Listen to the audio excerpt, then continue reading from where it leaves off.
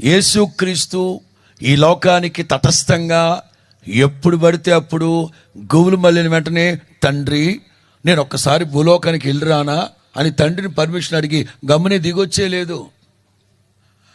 గలతీ పత్రికలో ఉంటుంది, కాలము సంపూర్ణమైనప్పుడు దేవుడు అద్వితీయ సత్యవంతుడైన యేసుక్రీస్తుని లోకానికి, చెప్పండి ఏమి సంపూర్ణమైనప్పుడు? ఏ కాలం?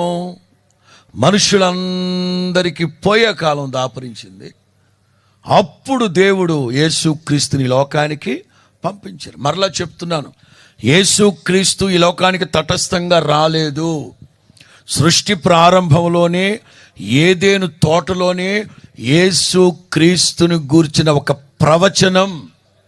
అందుకే చెప్తున్నాను, యేసుక్రీస్తు ప్రవచన పుత్రుడు.